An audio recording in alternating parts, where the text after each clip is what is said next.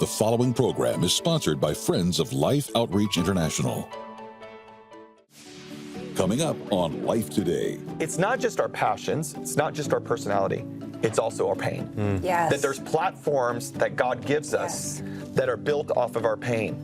Aaron Burke helps you understand the unfair advantage in God's plan for your life. It was the unfair thing that I went through that set me up for the purpose that God had for my life. Yeah. So you're going to go through trials and you're going to go through hard times. Why not figure out how to use it for God's glory?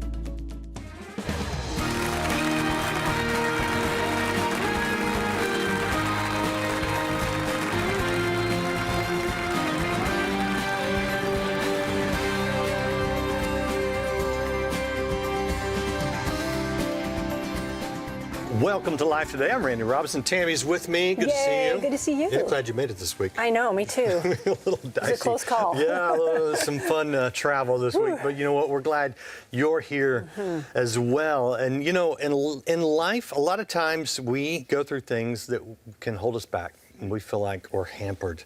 And Tammy, today's guest, he has this twist on this whole thing. It's a good twist. It is a good twist. The book is called The Unfair Advantage. It's written by Aaron Burke. He's the lead pastor of Radiant Church in Tampa Bay. And you know, Aaron, welcome to the show. I am so honored to be here. Long-time viewer, and to be on this stage, I feel like I got to pinch myself. Like, this is a big deal. I'll pinch you. Yeah, Want me to please pinch do. you? Yeah. But you know, when we talked online recently, and I really like where you're coming from, because so many people see things in their lives that are disqualifiers or, you know, just making me incapable of doing what God's called me to do. But you've got a good take on this, and I want to go into that, but I have to ask you first. Yeah. Is this something you've experienced in your own life? It is my entire story. I think it's everybody's story. We all have those moments where we look at it and we go, this is just plain unfair. But what I've realized with God is we live life forward, but we understand it backwards, don't we? When we get past it, we go, oh, it was necessary. This whole thing started when I'm praying for one of our girls on staff. She's gone through tragedy after trauma, issues with her parents, going through a terrible divorce, a lot of situations. And as I was praying for her, I kept saying, it's unfair. It's unfair what you've gone through. It's unfair how they treated you. It's unfair how you were overlooked. And as I said it, I felt the Holy Spirit speak so clearly and said, Aaron, it's unfair, but it's for her advantage. And I stopped for a second and I wrote down that phrase, the unfair advantage. And I looked at it and I realized that, man, there are times in our life that I don't believe God causes it, but that God can use every unfair thing that we've gone through for the advantage that he has for our life. And then I started doing some research, like an unfair advantage. I was thinking about, like, what are some practical examples? You know, if you want to be in the NBA, there's a 1 in a million shot that your viewers right now are going to be in the NBA. 1 in a million. You're not going to make it, okay? So I looked at that and I go, but what are the chances if you're above 7 feet tall? It goes from 1 in a million to 1 in 6. Really? 1 in 6. Really? So you got to think that over 7 feet tall is unfair. You can't sit on an airplane properly. You have to duck when you go underneath a door. You don't have a bed that actually fits you. But you can make millions of dollars in the NBA. If you can deal with the unfair thing properly, you can walk into the advantage that can be taken with it. It's the same thing with all of our life. If you learn how to leverage and handle the unfair scenarios that come our way, then you can walk into an advantage and walk into the purpose that God has for your life. And that's what I try to outline in the book. There's so much joy in your life. Yeah. And you talk about praying for that girl. And I want to ask you, like, about you personally. Do you feel like growing up in your adult life that you had some really unfair moments in your life where you just thought, God, this is just not fair, and I don't know how to find an advantage in this unfairness? Okay, so I got saved at 16 years old, radically transformed. I was the worst kid in my class, worst kid in my youth group that I was at, and God got a hold of my life. And at 16 years old, I mean, I went all in, started a Bible study on my little high school campus, and a few months later, I get expelled from high school.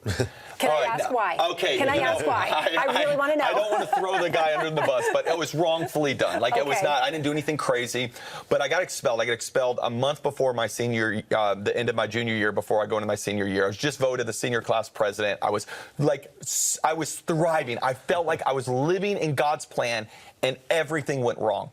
found myself eating by myself in another school, just lonely, depressed, and I was so frustrated with God that I felt like it was unfair. It was unfair that I was doing the right thing and had these terrible consequences. Most of it was because of stuff I did before I got saved. And the situation went is that my senior year of high school, where I was going to be involved in my school, I decided to do college credit instead, go and do my classes on the college campus. Did that, got a year of college done before I graduated high school. Well, then I go to college. I graduate college in 3 years instead of 4 years. I feel a call of God on my life, called to be a missionary, wanted to go overseas and help people around the world. On the day of my graduation, the director of the missions department walks up to me. I'm about to walk on the stage and graduate and says, there's an opportunity that's opened up in South Asia. It's right after the big tsunami that hit, remember, end of 2004, wiped out the little island country called Sri Lanka. And he said, there's an opportunity, but you'd have to leave in 3 weeks.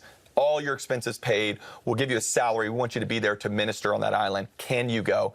And I remember having a moment right there going, the only reason I can go is because I graduated in 3 years instead of 4 years. The only reason I graduated in 3 years instead of 4 years is because I took those college classes. The only reason I did that is because I got expelled. Wow. It was the unfair thing that I went through that set me up for the purpose that God had for my life. Right. I was thinking about with my dad. My dad, he's like the ultimate business guy. And I said, Dad, how did you learn? He can sell anything. He can sell an icy to a snowman. Like, he's just so good.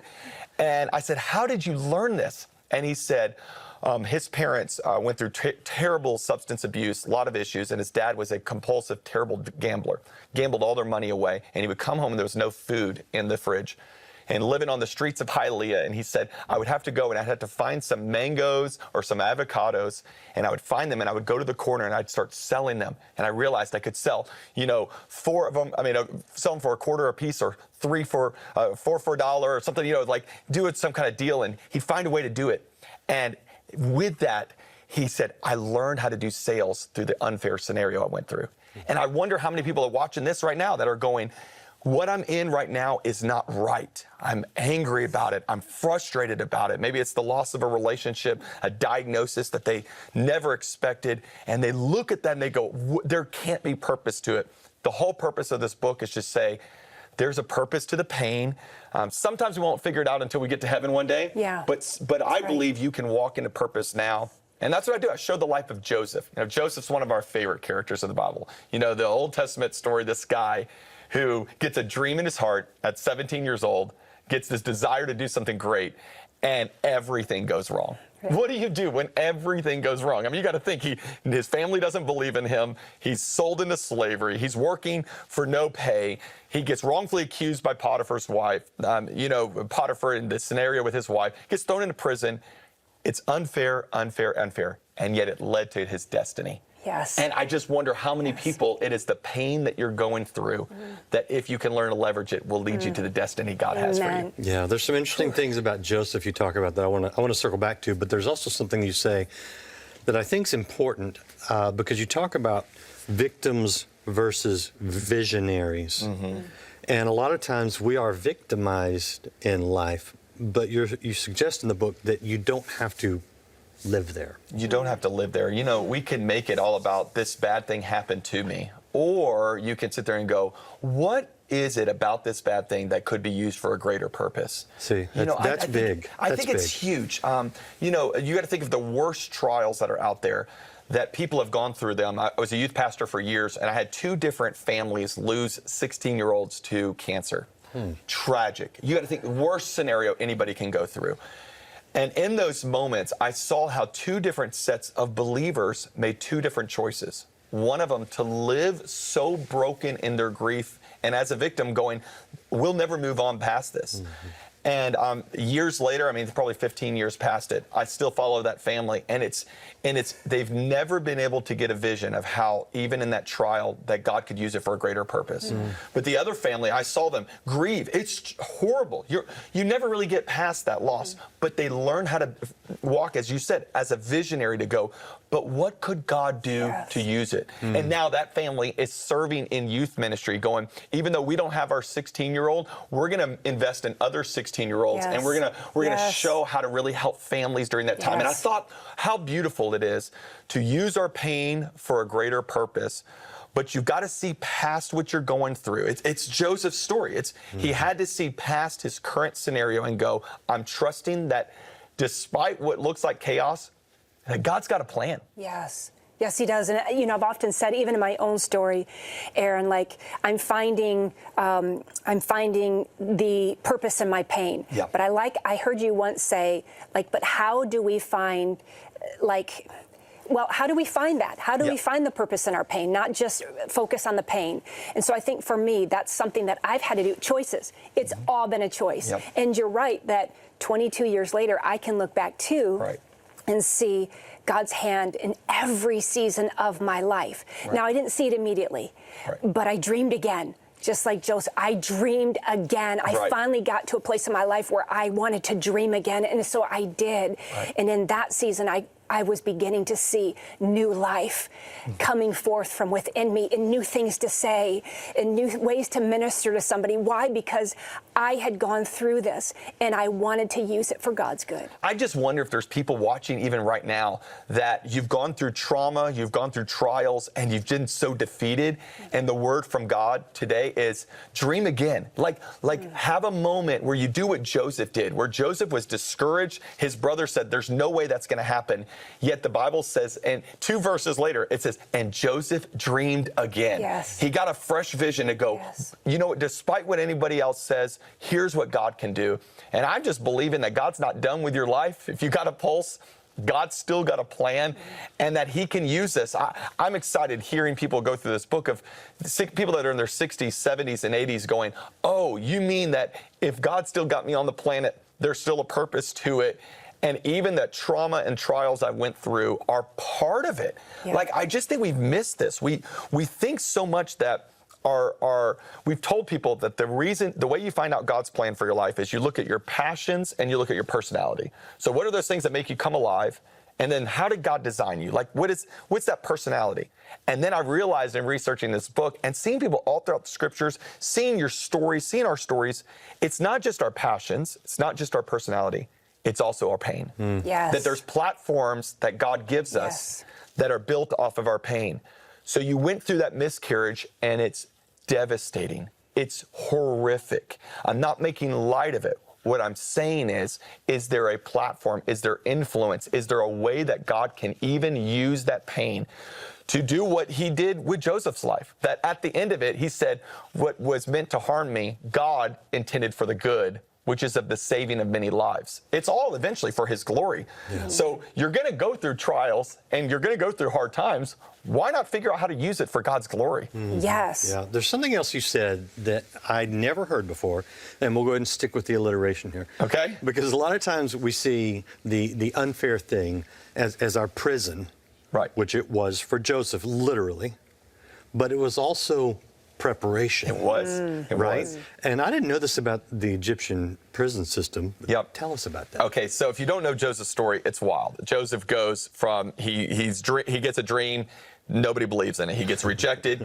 he gets, sold into slavery, he's in Potiphar's house working for nothing. It's all unfair. And then he gets thrown into prison for doing the right thing, which is shocking. Most people would have said, okay, you do the right thing, you stand for integrity, then you get promoted. He didn't. He got thrown into prison for 10 years. Scholars say out of the 13 years of Joseph's story we see from the dream to him running Egypt, there's 13 years. There are 10 years of it he's in prison. 10 years. 10 years is a long time to be in prison. So I started doing research. God, why would you have put Joseph in prison for 10 years? So I started investigating what is prison 4,000 years ago. It's not like prison today. Prison today is punishment. 4,000 years ago, prison was a reprogramming. What they thought is, if you steal, then you don't know what it means to be a good Egyptian. So we're going to put you in a scenario where we're going to bring educators around you to teach you and reprogram you on what Egyptians do, because as Egyptians, we don't steal. So that's what they would do with their the people that are in prisons. So what do we do about it? Joseph is a guy who's from hundreds of miles away. He gets a dream of him ruling and reigning. He doesn't know the language. He doesn't know the culture. He doesn't know the customs.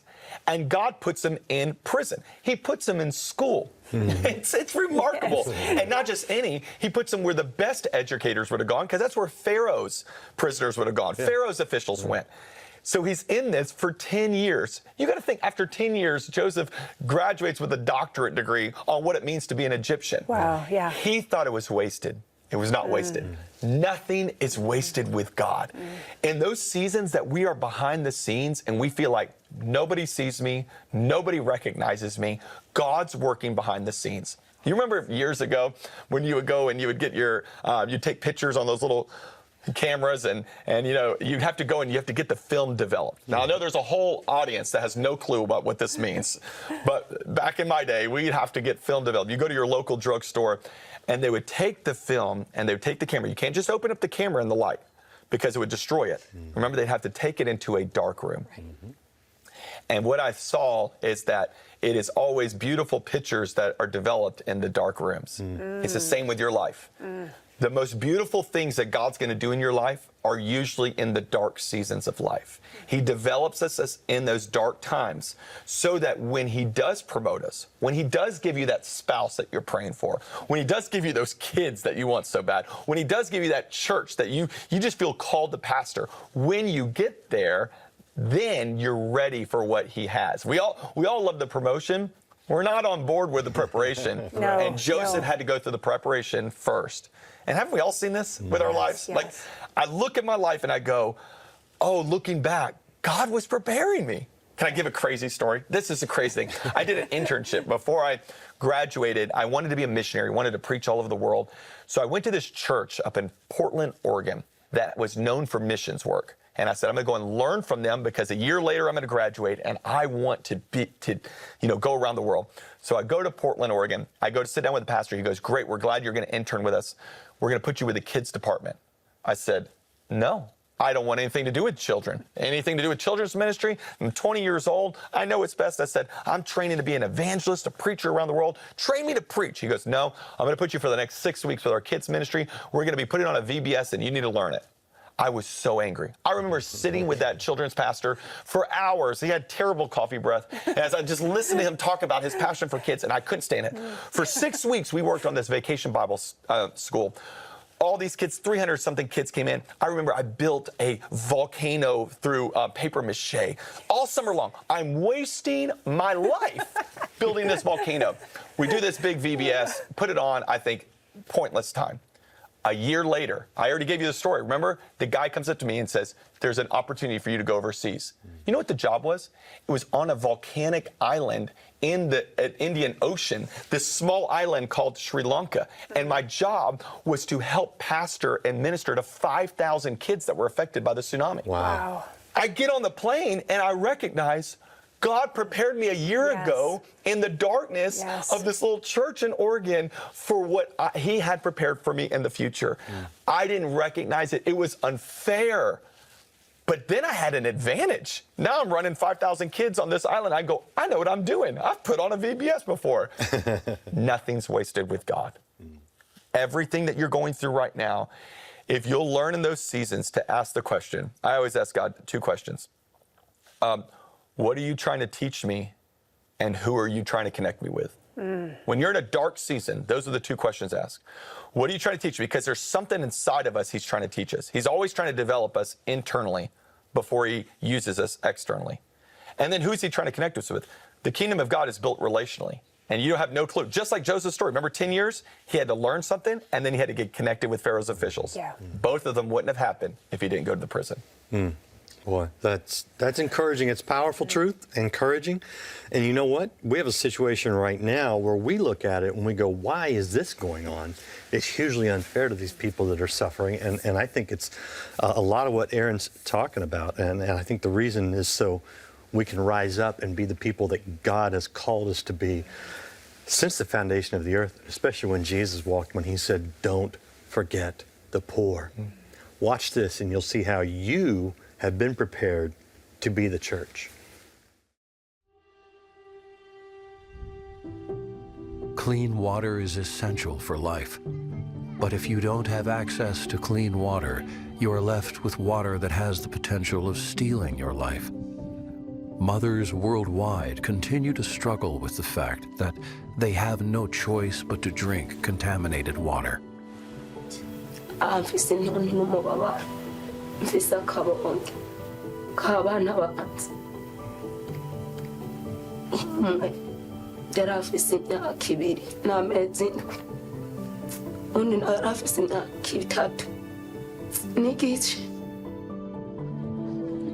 have been many women in this village at the same time that have lost children. And as I'm sitting here and I'm listening to Francine tell her story of how right now she lives with a constant fear. And yet I know she is a Christian, and it is not God's will for her to live in fear. That's so evident that it's not God's will. The scriptures tell us He hasn't given us a spirit of fear. But if you're in a situation like this where water is so scarce and whatever water you're getting is you know it's contaminated, no matter how strong a faith you have, there's something in the background that taunts you that your next child's going to die. You can make a difference. Your gift will change their children's future.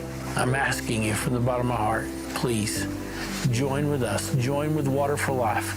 As the missions director of Life Outreach International, I commit to you, we will be faithful with whatever gift you give. That is my personal promise. It is the promise of James and Betty. You can count on that. We will be faithful with what you give. You can definitely count on that. It is a promise. I've been working with this beautiful ministry for over 15 years on the mission field, and I can tell you truthfully that it is a promise, and it is something that we will see through to the very end. We won't stop. We won't give up until we can reach as many people as possible with this life-giving water. Fear, it's heavy. It's a really heavy burden to bear and to carry. There's many things in my life that strike me with fear, but water's never been one of them. When we go over to these countries, that's the very thing we see on all of these mothers especially. It's heavy.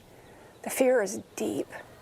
We try to pray over it and against it and push it away, and the reality is it's just there. Because the reality is that everywhere they look is bad, contaminated water. I'm asking you to come alongside us today. I know you hear us talk about this a lot, but we're going to keep talking about it because we know that there is a solution, and together we can help these families. We can help lift that burden of fear off of them, to give them something to be happy about, to dance about, to be joyful about. We want to give them life-giving water that would change everything for them. Our goal is 350 wells in 20 nations. Do you know what it takes? $48 will give water to 10 people for the rest of their lives. $144 will give water to 30. For $4,800, we could go in and drill a complete well that would change the lives of at least 1,000 people in those villages for the rest of their lives. I don't know about you, but if you ask me to be a part of something where I could give this one time and it could change somebody's life forever, then that's something, Randy, that I want to be a part of. And I know many of us have come together to be a part of something like that. Yeah, I mean, the whole reason you do what you do with us, and the whole reason we've done this at Life Outreach International for all these years with this program, Life Today, and the guests that we have on today, we want to bring you the water of life, right? The message of Jesus Christ. We want you to walk away refreshed and feeling more encouraged and more alive to go out and be who God has created you to be. And at the same time, we want to meet that practical need of that person who needs physical, literal water, right? This is the gospel in word, in deed. And that's why we hope, I pray that today's program impacts your soul and blesses your life. Yeah. And then I pray that, as Tammy asked, you will come alongside us and bless someone else's life. Yeah. So please, go to the phone. Go online. Make that best gift you can. Let's drill another well and another well and another well to reach another soul. Do it today. Every day, thousands of lives are lost to waterborne disease, and nearly half of those are children under the age of 5. Through Mission Water for Life, you can give mothers hope and children a future as we provide clean, life-giving water for thousands of children and their families before it's too late. With your gift today, you can help drill and establish 350 water wells this year. Your gift of $24 will help provide clean water for 5 children. A gift of $48 will help provide for 10. $72 will provide for 15. And $144 will help provide life-giving water for 30 people for a lifetime. With a gift of any amount, we'll send you Daughter, written by James and Betty's granddaughter, Lainey Renee. This insightful book invites all girls and women to walk in the freedom of their God-given identity and embrace who they really are. With your gift of $100 or more, you may request the Great is the Lord decorative blanket, featuring the words of Psalm 145:3. This beautiful blanket is perfect for comfort in cold weather and a reminder of your help with Water for Life. Finally, please consider a gift of $1,200 to help provide water for 250 people, or a gift of $4,800 to help sponsor a complete well and request our new bronze sculpture, A Cup of Water, inspired by Jesus' words in Mark 9:41. Please call, write, or make your gift online. I hope you will go online or go to the phones and make the best gift you can. And when you do that today, if you will request Aaron's book, The Unfair Advantage, Tammy, I know it will bless people. It totally will. Like all of my questions, Randy, like he answered all of them. I didn't even have to say a word today, but that's how amazing you are. You have so much to say. Thank you. Talk about stewardship real quick. You know, Joseph is at a place where it seems like there's no purpose in it. He's working at Potiphar's house, and yet he gave his best in that moment. And because he gave his best, even when he didn't see the result, God blessed him. His timing's good. Trusting God means trusting his timing. That is so good. Embrace his timing. That is good. You can take that with you. Be Yes. blessed today and come back next time here on Life Today.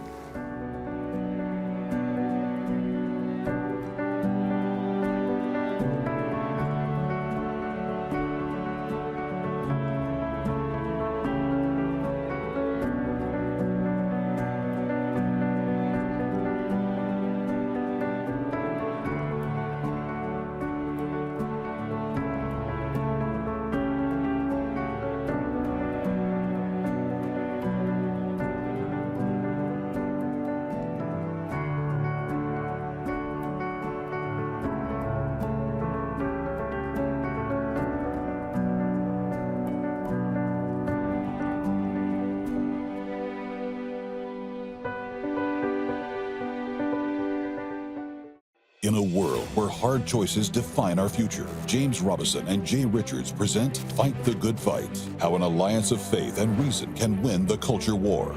Our Constitution trampled, heroes demonized, and the very essence of man and woman under attack. But in this chaos, a spiritual battle unfolds. Fight the Good Fight reveals the stakes, the preparation needed, and the unwavering truth that God is not finished with our nation.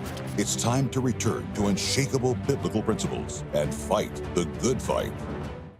Singer-songwriter Olivia Lane took a dark turn when she lost her voice and felt like she lost herself. Atheist to amen tomorrow. Life Today is made possible by the supporters of Life Outreach International. Your gift will be used exclusively for the exempt purposes of life. The ministry features specific outreaches as examples of the programs it supports and conducts. Gifts are considered to be without restriction as to use unless explicitly stipulated by the donor. The ministry is a member of the ECFA.